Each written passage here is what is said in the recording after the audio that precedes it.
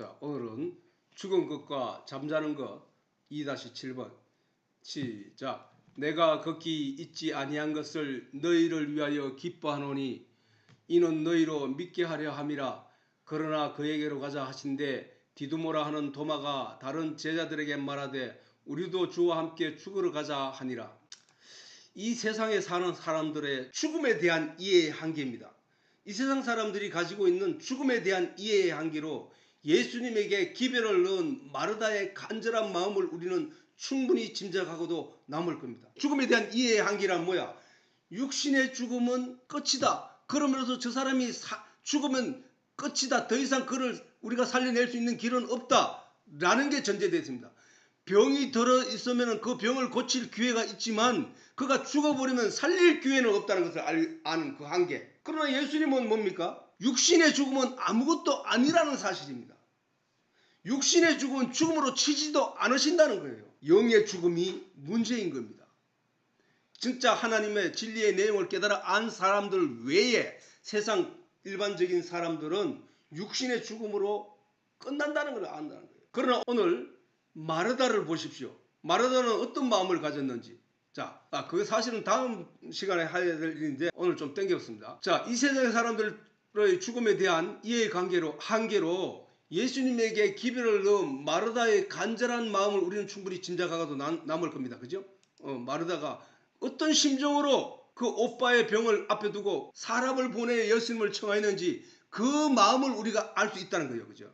우리도 마찬가지예요. 우리 가족 중에 누가 아프거나 이랬을 때 의사를 찾는 이유는 뭡니까? 살려주기를 바라고 병을 고쳐주기를 바라고 의사를 찾는 거잖아요. 그런 마음이었다는 우리 이해할 수 있다는 거예요.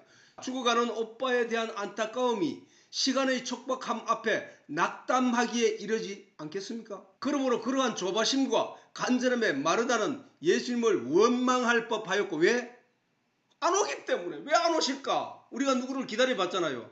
아니 왜 안 올까? 왜 빨리 안 올까? 차가 밀리는가? 아니면 뭐 어디에 사고가 났는가? 온갖 조바심을 가지게 됩니다. 능력 있는 예수님을 청한 마르다의 마음이 그랬던 겁니다. 왜 안 오실까? 빨리 오시지. 예수님 빨리 오시지. 우리 오빠 죽어가요. 우리 오빠 살려주세요. 하고 조바심을 가지고 예수님을 기다린 겁니다. 다시 말해서 응답을 기다린 겁니다. 예수님에게 기별을 보내고 예수님이 오시기를 학수고대했던 마리아와 마르다의 심정이 어떻겠습니까? 그러나 마르다가 예수님께 보인 신앙 고백은 달랐습니다. 예수님이 나사로가 죽기 전에 여기 계셨으면 좋을 뻔하였지만 지금이라도 예수님이 나사로를 살릴 것을 믿는다는 신앙을 보였던 겁니다. 예수님이 여기 있었으면 좋았을 뻔했습니다. 그러면 오빠가 죽지 않았을 겁니다. 그러나 지금이라도 예수님이 나사로를 살리실 것을 믿나이다. 주는 그리스도여 살아계신 하나님의 아들입니다. 이런 신앙을 보였던 겁니다.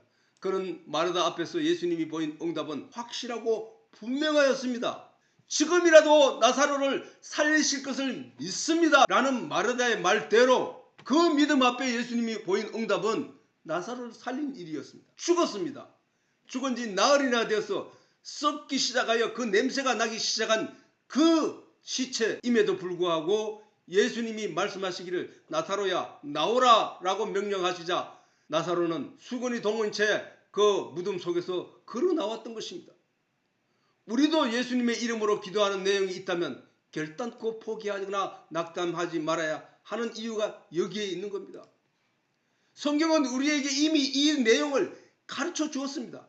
그럼에도 불구하고 사람들은 그 말을 믿지 못하고 포기합니다. 낙담합니다. 그런 사람이 예수를 믿는다고 말할 수 있을까요? 아닙니다. 우리가 신앙생활하는 가운데 우리가 경험하는 것들이 바로 이러한 것들이기 때문입니다.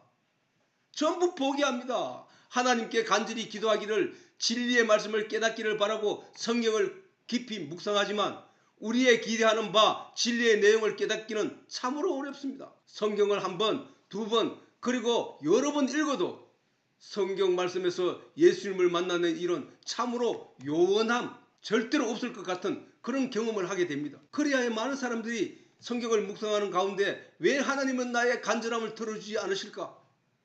하나님이 나를 잊으신 건가? 하나님이 나의 기도는 듣지 않으신가? 내가 이렇게 목청기 터지고 내가 간절한 마음으로 소리를 지르고 또 성경을 열심히 읽는데도 왜 깨닫게 하지 않으신 건가? 왜 하나님은 내 기도를 응답하지 않으신가?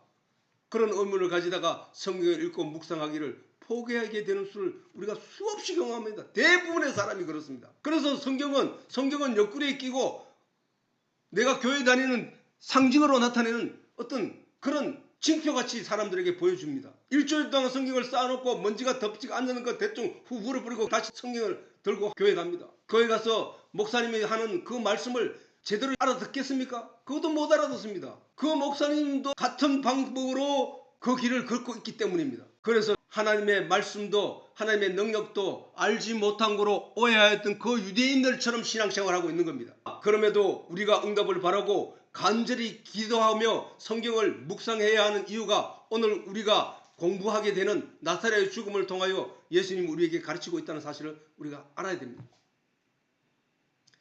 진리를 찾는 자들의 간절함이 바로 하나님께 드리는 기도를 잊지 마십시오.